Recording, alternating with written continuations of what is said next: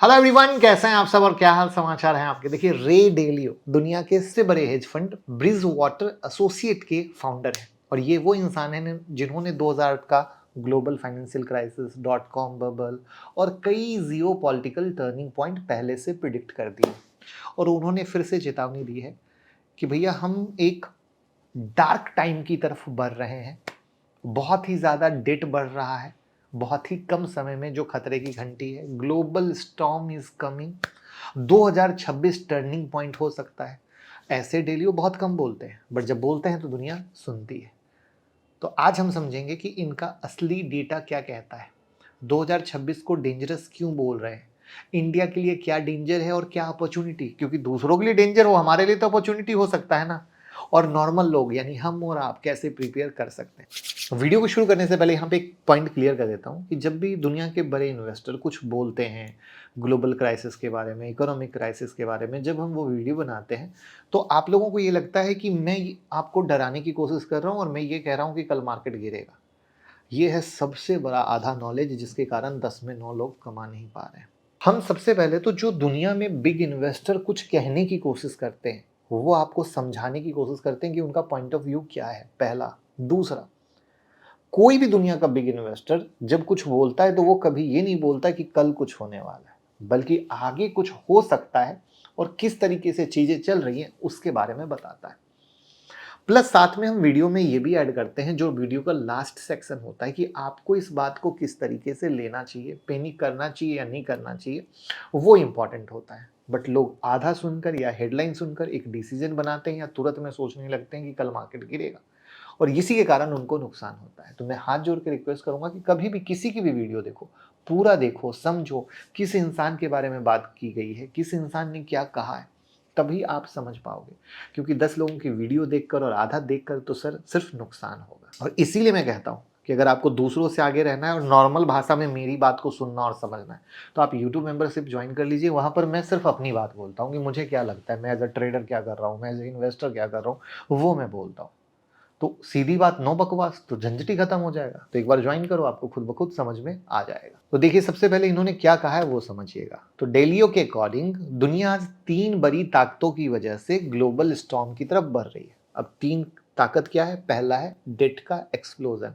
दुनिया का कर्ज नियंत्रण से बाहर है। अब कहोगे कैसे? तो अमेरिका का टोटल डेट 38 ट्रिलियन डॉलर के पार पहुंच चुका है। Debt to GDP ratio 125% plus है, मतलब देश जितना कमा रहा है उससे ज्यादा कर्ज ले चुका है।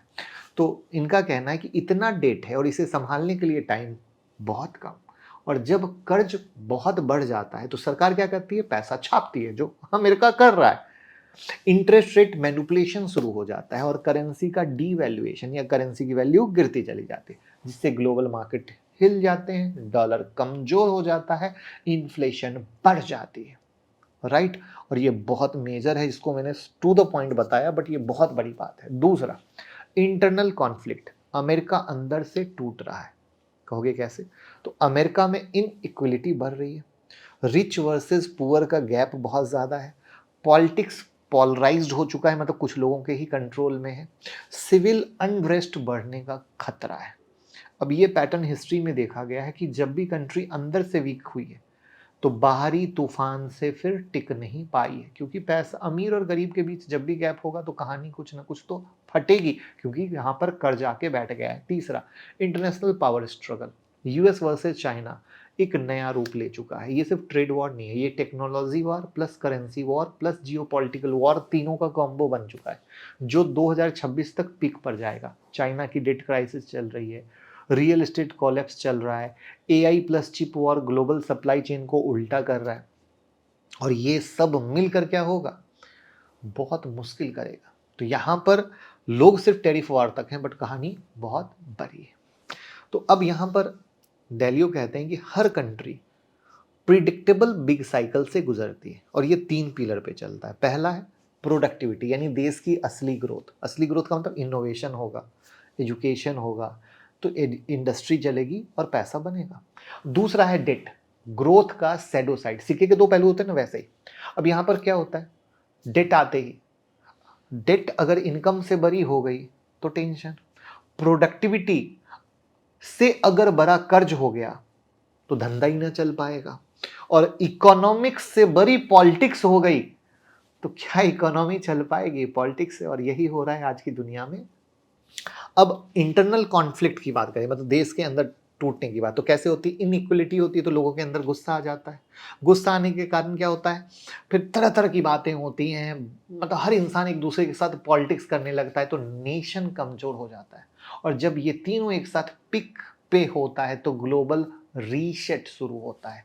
और आज ये तीनों सिग्नल डेंजरसली हाई लेवल पे। अब आप मुझे बताओ, एक भी बात से आप इनकार कर सकते हो कि नहीं आपने गलत बोला है? तो अब इंडिया के लिए क्या मतलब है, क्या इंडिया के लिए डेंजर है या अपॉर्चुनिटी है? तो इंडिया के पहले स्ट्रेंथ को समझते हैं। हमारे लिए अच्छा पता क्या है, हमारे पास यूथ की पावर है। इंडिया दुनिया का सबसे यंग मेजर नेशन है।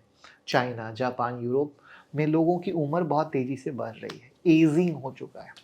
यूथ का मतलब है प्रोडक्टिविटी। सबसे बड़ा ग्रोथ इंजन कहाँ, हिंदुस्तान में। दूसरा, कंजप्शन ड्रिवन इकोनॉमी। इंडिया की ग्रोथ एक्सपोर्ट पर डिपेंडेंट नहीं है, हमारी ताकत है होम डिमांड। हम कंजप्शन में विश्वास करते हैं, इससे स्टेबिलिटी आती है। तो सोचो यूएस चाइना स्लो डाउन के बाद इंडिया चल सकता है। और आपने देखा ही इंडिया के जीडीपी डेटा किस तरीके से आए, ट्रंप के इतने टैरिफ लगाने के बाद भी। उसके बाद आता है पॉलिटिकल स्टेबिलिटी। अमेरिका की तरह डिवाइड नहीं है, मोदी जी चला रहे हैं, दुनिया कुछ भी कह ले, मोदी जी मस्त अपना देश को चला रहे हैं। और ये बहुत बड़ा एडवांटेज है डेलियो के हिसाब से। अभी बीजेपी कांग्रेस ना करना, मैं डेलियो के हिसाब से बात कर रहा हूँ। अब हम बात करते हैं रिस्क क्या है इंडिया का। डेट हेवी सेक्टर जैसे रियल एस्टेट, एनबीएफसी, टेलीकॉम, यहाँ पर क्या है, लीवरेज ज़्यादा है। तो अगर कुछ भी निगेटिव होता है तो यहाँ पर डैमेज हो सकता है। उसके बाद ग्लोबल डिपेंडेंट सेक्टर जैसे IT sector, textile sector, auto sector. Auto में ऑटो कंपोनेंट की बात कर रहा हूँ। तो यूएस चाइना स्लो डाउन से क्या होगा, इन सेक्टर पर असर पड़ सकता है। देखो पूरी 360 डिग्री फिल्म दिखाई जा रही है, कोई कल की बात, परसों की बात, नरसों की बात, एक महीने की बात नहीं हो रही। ये बताया जा रहा है कि क्या सच में चल रहा है, और सच में चल के अगर कुछ होता है तो कैसे हो सकता है। इंपोर्ट हैवी सेक्टर जैसे oil and gas, metal, chemical. तो देखो डॉलर स्ट्रांग होगा तो ऑयल एक्सपेंसिव होगा, तो फिजिकल प्रेशर बढ़ेगा, राइट। और यहां पर पता है एक प्यारी सी चीज, अनसीन इम्पैक्ट। सबसे खतरनाक चीज जो दिखती नहीं है, और जो दिखती नहीं है उससे बड़ा तो खतरा कुछ हो ही नहीं सकता है। और वहां पर इंडिया के लिए हिडन रिस्क क्या है, यूएस में रिसेशन मतलब IT hiring freeze, dollar strength यानी रुपए का गिरना, एफआईआई अगर पैसा निकालते हैं तो निफ्टी में करेक्शन, ग्लोबल इन्फ्लेशन यानी बजट प्रेशर। तो क्या है, इंडिया में स्टॉर्म आएगा बट काफी देर बाद आएगा।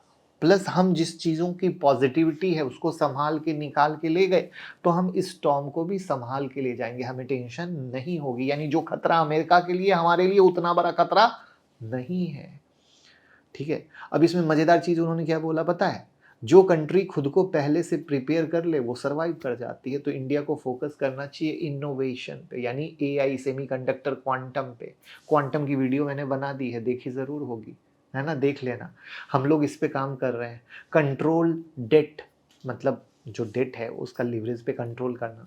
उसके बाद डोमेस्टिक मैन्युफैक्चरिंग को बढ़ाना, हम बिल्कुल बढ़ा रहे हैं, ठीक है। स्ट्रॉन्ग ग्लोबल पार्टनरशिप बनाना, यानी हमें सिर्फ यूएस पे डिपेंडेंट नहीं रहना है। जो भी यूएस वाले ने टैरिफ लगाया तो हमारी कंपनियों को जो बाहर माल बेचती थी और कंट्री के साथ धंधा करना चाहिए, वो भी काम शुरू हो चुका है, ठीक है। उसके बाद क्या होता है, स्ट्रॉन्ग सरकार का बने रहना। तो वो सारी चीजें हैं जो अगर भविष्य में कुछ भी होता है तो हम उससे लड़ने के लिए खुद को तैयार कर रहे हैं। तो अब आपको क्या करना चाहिए, आपको टेंशन नहीं लेना चाहिए। ये सब सिर्फ आगे आने की बातें हैं, बट इन बातों से आपको सीखने को मिला कि किस किस सेक्टर पर क्या असर हो सकता है। तो आपको अपना पोर्टफोलियो डाइवर्सिफाइड रखिए, इक्विटी भी लीजिए, गोल्ड भी लीजिए, इंटरनेशनल फंड भी लीजिए, थोड़ा सा क्रिप्टो भी रखिए। क्रिप्टो में आप हमारे साथ ट्रेड और इन्वेस्ट कर सकते हैं। लिंक डिस्क्रिप्शन और कमेंट में पिन है, जिसमें हम आपको फ्री क्लासेस देते हैं, प्रीमियम टेलीग्राम में ऐड करते हैं, लाइव ट्रेडिंग में ऐड करते हैं। तो लिंक डिस्क्रिप्शन में है और कमेंट में पिन है, आप क्रिप्टो में अकाउंट ओपन कर लीजिएगा, फ़ायदा मिलेगा। तो प्लीज़, उनका कहना है कि अमेरिका पे खतरा ज़्यादा है, इंडिया पे नहीं है। अगर इंडिया कुछ चीज़ों से अपने आप को प्रिपेयर कर लेगा तो हम इन चीज़ों से निकल सकते हैं, बट हमेशा एक साइड इफ़ेक्ट होता है जिसके लिए होना चाहिए, और अमेरिका में भी कल का कल कुछ नहीं हो रहा है। ये एक प्रोसेस है जहाँ पर चीज़ें आकर कुछ खराब करने की तरफ इशारा कर रही हैं, बट अगर सरकार सतर्क हो गई, चीज़ों को समझ ली, तो आगे बेहतर हो सकता है। तो इस तरीके से जब कोई इंसान बोलता है तो हमें पूरा सुनना चाहिए, पूरा समझना चाहिए, पैनिक नहीं करना चाहिए। उन्होंने कहाँ पे किस दुखती रग को दबाया वो समझे, कहाँ पर स्माइल वाली बात की वो समझे, और पूरी पिक्चर को करें। तो ये वार्निंग डराने के लिए नहीं है, तैयार करने के लिए, क्योंकि दुनिया शिफ्ट बदल रही है और पावर शिफ्ट हो रहा है, डेट रिकॉर्ड हाई पर है, और यूएस चाइना का जो टेंशन है वो बहुत पिक पे है, बाहर से आपको जो अच्छा दिख ले। और मार्बल जो मार्केट का बबल है वो 2026 में एक टर्निंग पॉइंट बन सकता है। तो हम अलर्ट रहेंगे तो एक्सीडेंट नहीं होगा ना, राइट। तो चलिए, वीडियो अच्छी और सच्ची लगी हो तो शेयर कीजिएगा। Thank you.